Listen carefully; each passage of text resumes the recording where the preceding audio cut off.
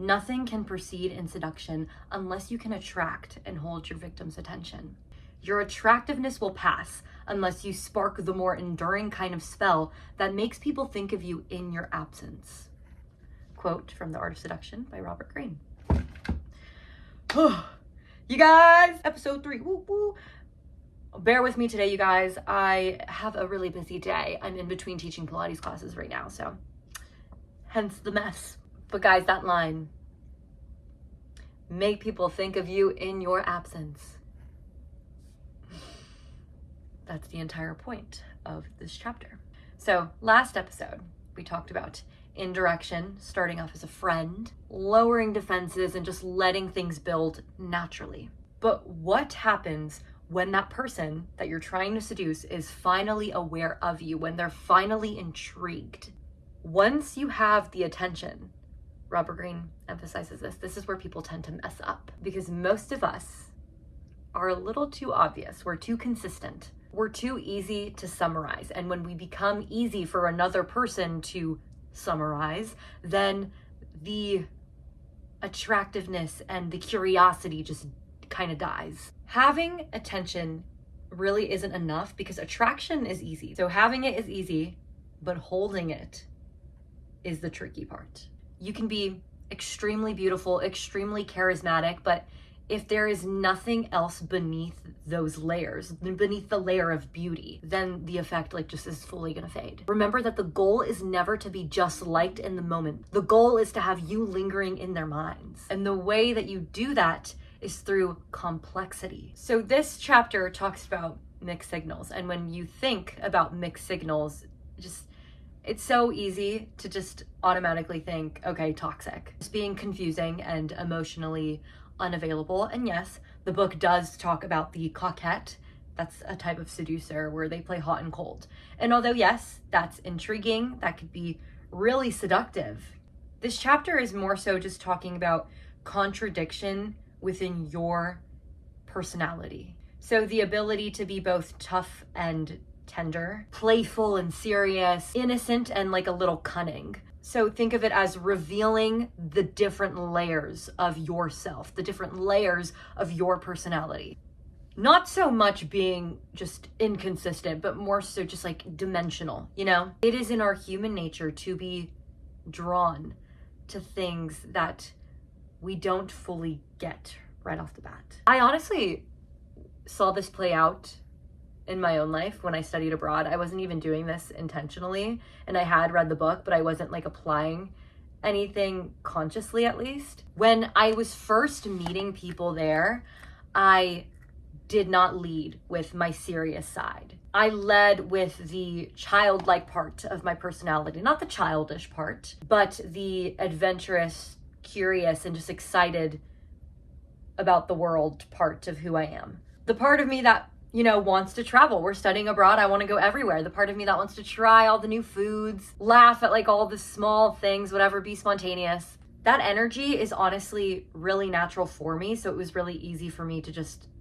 showcase all of that, especially in the environment that I was in. And people responded to it immediately in a good way. I got along with people really well. And once people got comfortable with me, and once I got comfortable with people, once there was this foundation built, I started showing a different side to me. The more intellectual part of me, the part of me that really does like to think deeply, that loves philosophy and psychology, that wants to analyze and question things. That side of me is honestly not the most natural for me. Meaning, not that it's not natural for me, but it doesn't come out that easy. It's more quiet. So I guess saying it's not natural is a wrong choice of words, because when I'm by myself, I'm like that. That's who I am.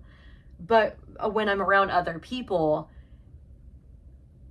it's a slow development to showcase that more. And what's interesting, thinking back on it now, once people started seeing both of those sides to me, they were intrigued by me. They felt safe because they knew the fun version of me, but they were also curious because they saw that there was more beneath that. And again, it was not strategic in a manipulative way. I didn't go into study abroad and say, oh my gosh, this is how I'm going to make friends and make people love me. It was just layered. And I kid you not, those were some of the easiest friendships that I've ever formed. In college, those were the easiest friendships I had ever formed. And I think it was because people didn't feel just like overwhelmed by me, but they felt invited to discover. Yeah. Maybe some people did feel overwhelmed by me, but I mean, I'd like to think most were more invited because I have a very personality, so I don't know. When someone only sees one dimension of you, they think that they fully understand you, they fully know the type of person that you are. When they see multiple dimensions, especially ones that just don't fully match, their brain keeps working. So I guess mystery is like encountering you in phases.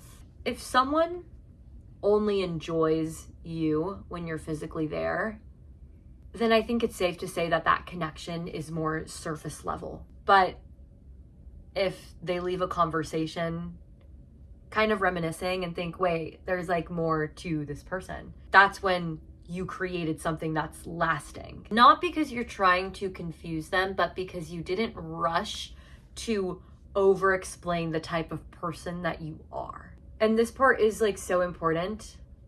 Robert Greene talks about how just not everyone is like this. Some people prefer clarity immediately. Some people really do get uncomfortable with ambiguity. And I've noticed this too, whether if it was study abroad or just in general. Like, I am a pretty complex person, and I can quickly sense when people appreciate and are intrigued by my complexity and when other people are just like fully overwhelmed by it. And that's okay, because Robert Greene says like you should know your target. Like I said in the first episode, you're not going to be able to seduce or attract everyone. If there is someone that you want to seduce who lacks patience, especially lacking patience for nuance, then just keep it simple. But for someone who does appreciate the depth of things, which most people do, and you'll know right off the bat, then that is where this will work. I think the biggest lesson and the better way to think about this isn't mixed signals, but it's to stop over defining, over explaining yourself. Just allow people to discover you gradually. Something that I really appreciated about this chapter over the other two, all of these chapters are great, but this one specifically, I just liked how we're now getting into specific things that we can do and implement with the person that we are trying to attract, seduce, whatever. Homework or experiment or whatever you want to call it of the week. Notice when you reveal things immediately. I've been talking about this a lot in past podcasts about how there is an art and a beauty to not sharing everything. So notice the times where you rush to clarify. In your next interaction with anyone, whoever it is, if it's someone at the grocery store ringing up your food, what the frick ever, just show one part of yourself, just one, nothing fake, just one layer. And then in your next interaction with that person, maybe show the next layer. Allow people to experience you in stages and pay attention, take note, whatever, journal about it, about how that changes the dynamic. Comment below if you think mystery is attractive or even if it makes you anxious. And if you tried the restraint experience from last week, let me know how that went. Okay, in the next episode, we're going to be talking about appearing to be an object of desire. Okay, you guys, thanks for watching. Remember that it is a good day to have a good day if you want a good day. Bye.